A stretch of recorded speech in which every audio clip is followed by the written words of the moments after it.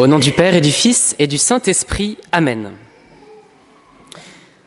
Franchement, je vous le demande sincèrement, qui d'entre nous ne s'est jamais dit que la destruction de Sodome et Gomorrhe par un torrent de soufre et de feu, c'était quand même la bonne époque, le bon vieux temps. Ah, cette époque où la colère de Dieu s'abattait sur les méchants, pulvérisait nos ennemis, mettait l'Égypte à genoux et réduisait en cendres les Sodomites, c'était quelque chose tout de même.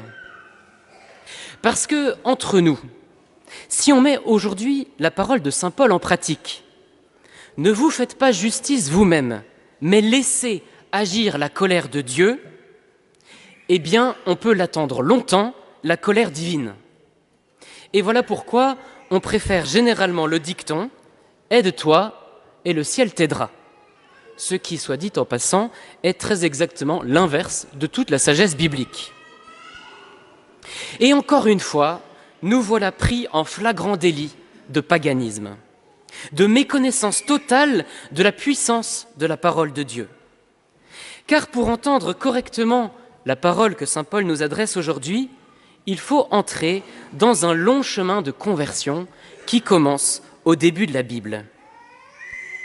Tout d'abord, nous devons devenir comme les justes de l'Ancien Testament qui ont cherché à détourner de son peuple la colère de Dieu.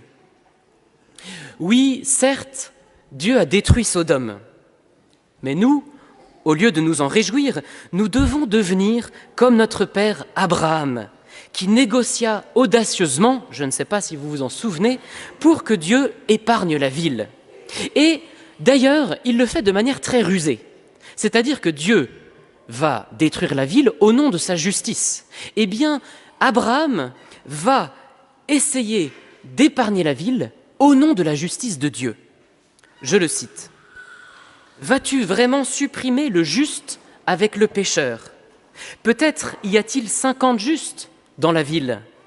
Vas-tu vraiment les supprimer et ne pardonneras-tu pas à la cité pour les 50 justes qui sont dans son sein ? Est-ce que le juge de toute la terre ne rendra pas justice ?» Vous voyez comme il est futé. Et Abraham va descendre.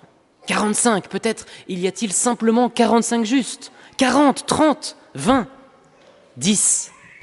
Et puis Abraham n'osera pas, dans sa négociation avec Dieu, il n'osera pas descendre en dessous de 10. Et comme il n'y a que Lot qui est juste dans la ville, eh bien toute la ville va être détruite. Nous devons aussi devenir comme Moïse, qui continue malgré tout d'être solidaire de son peuple, malgré la faute du veau d'or.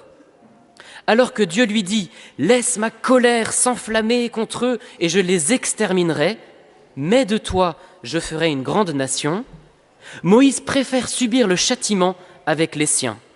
« Reviens de ta colère ardente et renonce au mal que tu voulais faire à ton peuple, sinon, efface-moi du livre de vie que tu as écrit. » Vous voyez, Moïse préfère être effacé du livre de vie, c'est-à-dire ne pas aller au paradis, plutôt que Dieu détruise tout son peuple.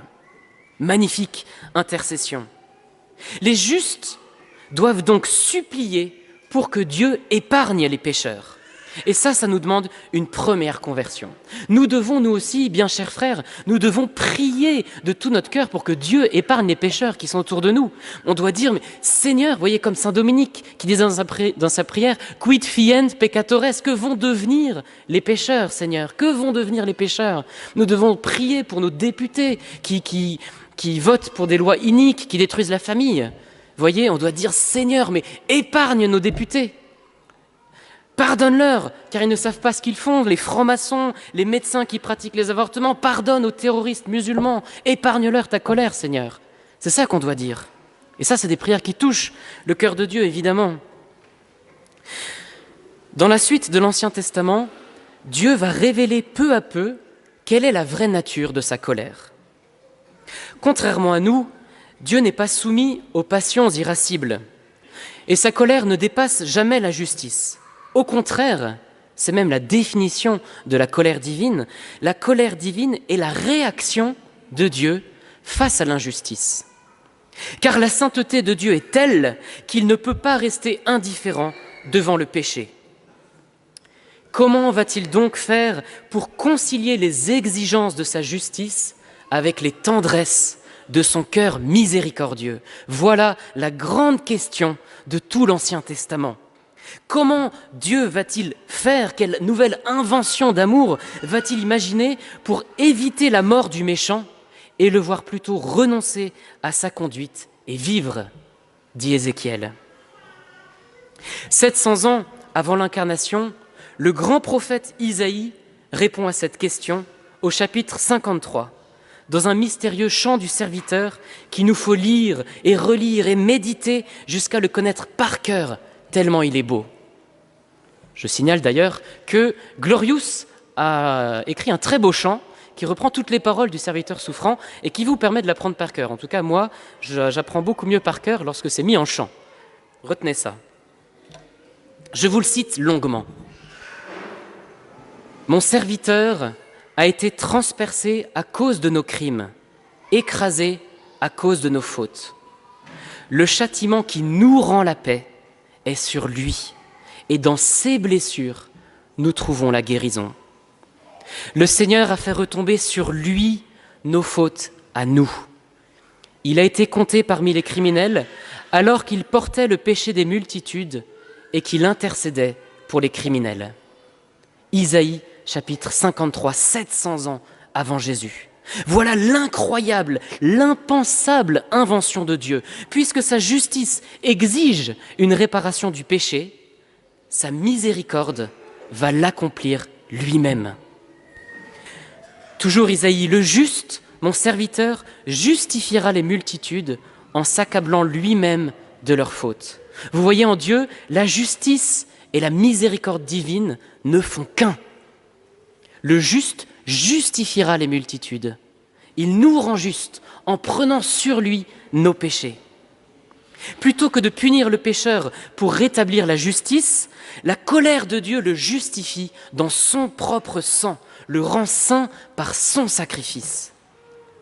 Et ce n'est donc pas par notre misérable justice humaine que nous échapperons à la colère divine, mais par le sang de Jésus. C'est lui qui a subi dans sa chair les conséquences de notre péché, et il a été puni pour nos fautes. Dans un élan qui devrait briser nos cœurs de pierre, saint Paul s'exclame « Dieu n'a pas épargné son propre Fils, mais il l'a livré pour nous tous. »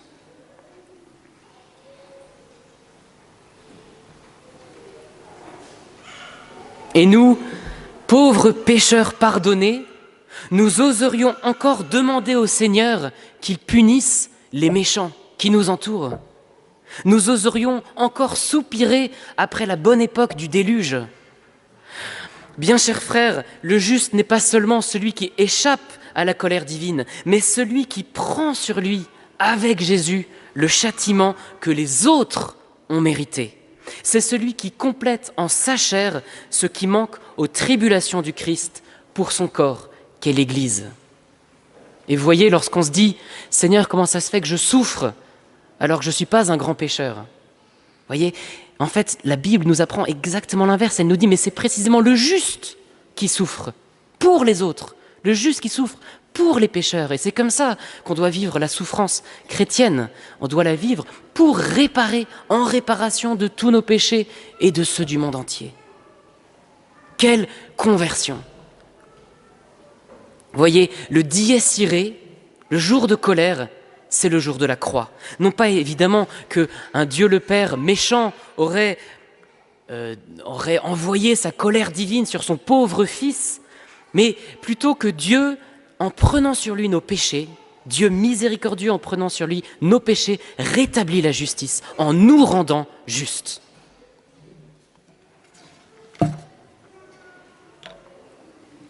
Revenons maintenant à notre épître. Relisez-la d'ailleurs après la messe en vous disant, avec cette idée derrière la tête, que la justice de Dieu, c'est celle qui nous rend justes. Lorsqu'il nous dit, ne faites pas justice vous-même, mais laissez-moi faire justice. C'est ça ce que ça veut dire. Ça veut dire, laissez-moi pardonner. En nous disant, si ton ennemi a faim, donne-lui à manger. S'il a soif, donne-lui à boire. Dieu ne nous demande rien d'autre que de l'imiter. Si tu veux détruire le mal, alors imite ma manière de justifier les pécheurs. Ne rends à personne le mal pour le mal. Ne te fais pas justice toi-même, mais amasse des charbons ardents sur sa tête en aimant ton ennemi comme je l'ai aimé. Laisse agir ma colère, laisse mon sang sacré couler sur sa tête. Et tu verras, à force d'être aimé, il changera. Le pécheur deviendra juste. Et ainsi, en toi, je serai vainqueur du mal par le bien. Amen. Au nom du Père et du Fils et du Saint-Esprit. Amen.